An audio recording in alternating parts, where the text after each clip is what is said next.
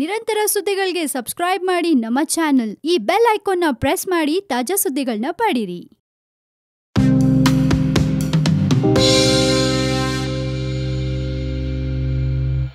One India Kannada YouTube ಚಾನಲ್ಗೆ ಸ್ವಾಗತ. ನಾನು ಸಂದೀಪ್. ಚಾಂಪಿಯನ್ಸ್ ಟ್ರೋಫಿಯ 8ನೇ ಪಂದ್ಯದಲ್ಲಿ ಗ್ರೂಪ್ ಬಿ ತಂಡಗಳಾದಂಥ ಇಂಡಿಯಾ ಮತ್ತು ಶ್ರೀಲಂಕಾ ತಂಡಗಳು ಹಣಾಹಣಿಯನ್ನು ನಡೆಸುತ್ತೆ.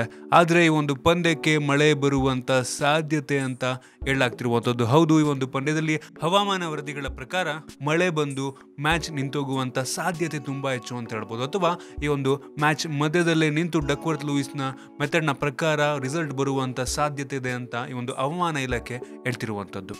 ಈ ಒಂದು ಪರಿಣಾಮಗಳಿಂದಾಗಿ ಭಾರತಕ್ಕೆ ಅಷ್ಟಾಗಿ ಒಂದು ಪರಿಣಾಮ ಏನು ತೊಂದರೆ ಆಗಲ್ಲ. ಏನಕ್ಕೆ ಅಂದರೆ ಭಾರತ ಈಗಾಗಲೇ ಒಂದು ಪಂದ್ಯವನ್ನು ಗೆದ್ದಿರೋದ್ರಿಂದ ಈ ಒಂದು ಶ್ರೀಲಂಕಾ ಪಂದ್ಯವನ್ನು ಬಿಟ್ಟರೆ ಇನ್ನು ಸೌತ್ ಆಫ್ರಿಕಾ ತಂಡದ ವಿರುದ್ಧ ಇನ್ನೊಂದು ಪಂದ್ಯವನ್ನು ಆಡಬೇಕಾಗ್ತದೆ. ಆದರೆ ಈ ಒಂದು ಶ್ರೀಲಂಕಾ ತಂಡಕ್ಕೆ ಆ ರೀತಿ ಆಗಲ್ಲ. ಶ್ರೀಲಂಕಾ ತಂಡ ಈಗಾಗಲೇ ಒಂದು ಪಂದ್ಯವನ್ನು ಸೋತಿರೋದ್ರಿಂದ ಅವರಿಗೆ ಈ ಒಂದು ಪಂದ್ಯ ಏನಾದರೂ ಡ್ರಾ ಆದರೆ 1 ಪಾಯಿಂಟ್ ಸಿಗುತ್ತೆ. ಆಗೇನಾಗುತ್ತೆ ಅಂದರೆ ಭಾರತ ತಂಡಕ್ಕೆ 3 ಪಾಯಿಂಟ್ ಆಗುತ್ತೆ ಮತ್ತು ಶ್ರೀಲಂಕಾ ತಂಡಕ್ಕೆ 1 ಪಾಯಿಂಟ್ ಸಿಗುತ್ತೆ. ನಂತರ ಭಾರತ ತಂಡಕ್ಕೆ ಒಂದು ರೀತಿ ಒಂದು ಜೀವಂತವಾಗಿರುತ್ತೆ ಈ ಒಂದು ಸೀರೀಸ್ನಲ್ಲಿ ಮುಂದೋಗೋದಕ್ಕೆ ಅಂತ ಹೇಳ್ಬೋದು. ಆದರೆ ಶ್ರೀಲಂಕಾ ತಂಡಕ್ಕೆ ಒಂದು ರೀತಿ ಸೋತರೆ ಆ ಒಂದು ಟೂರ್ನಿಂದ ಹೊರ ನಡೆಯುವಂಥ ಸಾಧ್ಯತೆ ತುಂಬ ಹೆಚ್ಚು ಅಂತ ಹೇಳ್ಬೋದು. ಇನ್ನು ಇಂದು ಪಾಕಿಸ್ತಾನ ಸೌತ್ ಆಫ್ರಿಕಾ ತಂಡವನ್ನು ಎದುರಿಸ್ತಾ ಇದೆ. ಕಾದು ನೋಡಬೇಕಾಗಿದೆ ಯಾವ ರೀತಿ ಈ ಒಂದು ರಿಸಲ್ಟ್ ಬರುತ್ತೆ, ಯಾವ ತಂಡ ಜಯವನ್ನು ಗಳಿಸುತ್ತೆ, ಅಥವಾ ಈ ಪಂದ್ಯಕ್ಕೂ ಕೂಡ ಮಳೆ ಏನಾದರೂ ಅಡ್ಡಿಯನ್ನು ಮಾಡುತ್ತಾ ಕಾದು ನೋಡಬೇಕಾಗಿದೆ. ಏನಾದರೂ ಈ ಒಂದು ಪಂದ್ಯದಲ್ಲಿ ಸೌತ್ ಆಫ್ರಿಕಾ ಏನಾದರೂ ಜಯವನ್ನು ಗಳಿಸಿದ್ರೆ ಭಾರತಕ್ಕೆ ಈ ಒಂದು ಸೆಮಿಫೈನಲ್ ಹೋಗುವಂಥ ದಾರಿ ಸುಗಮವಾಗುತ್ತೆ ಅಂತಲೇ ಹೇಳ್ಬೋದು.